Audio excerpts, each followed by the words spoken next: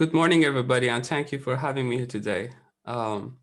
This is Hassan Azad from the School of Architecture. I like to talk about sound diffusion. I'm not sure if you see my slide yet, but my research is about sound diffusion and high performance computing.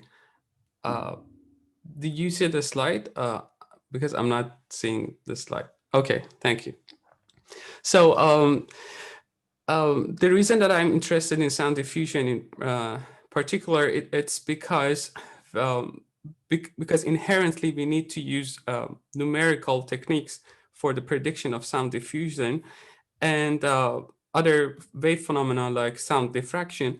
And up until I can say 10 years ago, we were not able to do this because the scale that we use sound diffusion in rooms, it's very large.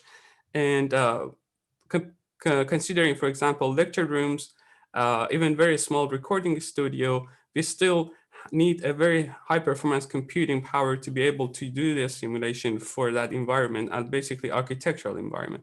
To give you an example, this is a benchmark simulation that I ran for this volume, which is equal to the volume of Boston Symphony Hall. So this was actually Boston Symphony Hall. I was able to do the simulation, numerical simulation, using finite difference time domain techniques for 6 kilohertz of octave band using 16 computers. That is the reason I'm interested in sound diffusion, because now we have the tools for the proper scale of building. But let's talk about diffusion in particular.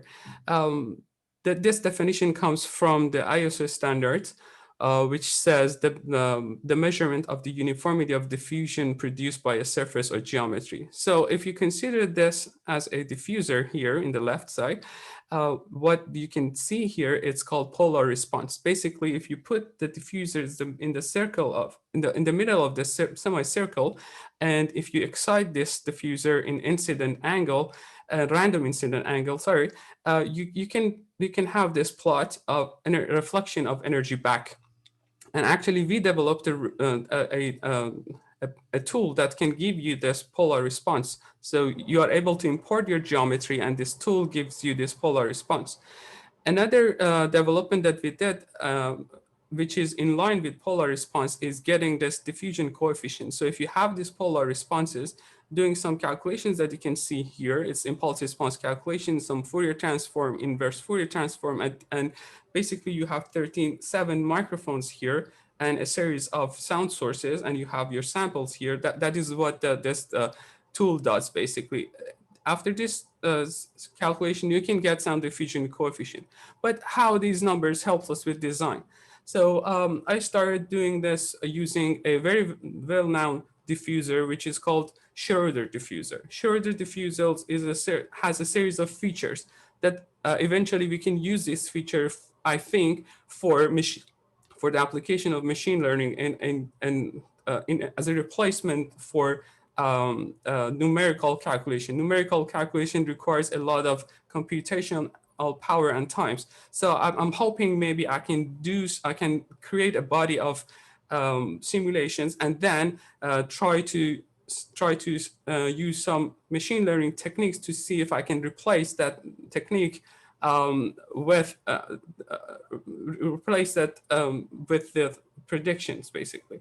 So talking about Schroeder diffuser that I started with, because as I said, has different features. So Schroeder diffusers are something like this. They have number of wells starting from 5, and then you need to use prime numbers for the number of wells. So 5, 7, 11, 13, 17, 23, and then goes up. And then they have sequences. You can use different sequences. I used QRD, quadratic residue sequence here, but there are different number of sequences. And then they have design frequencies, and then they have periodicity, which basically means you can either use one of these diffusers or 2 or 3 or different number of them, which in the real application, you actually need to use different number of them, right? So you don't use only one diffuser in a room. You have a number of diffusers with maybe different design frequencies, with maybe different sequences, maybe different number of wells. So I'm trying to use these features, run a number of a huge number of simulations. So what I've gathered so far is using 2 laptops, using Hypergrader, using Amazon's. I'm right now having almost 200,000 of numerical simulation. Each of these simulation actually gives Professor, you what? Thank you for sharing with us today. Okay. So I just want, yeah. So this is the final number of simulation that I have. Maybe we can use them for the machine learning application later on. Thank you.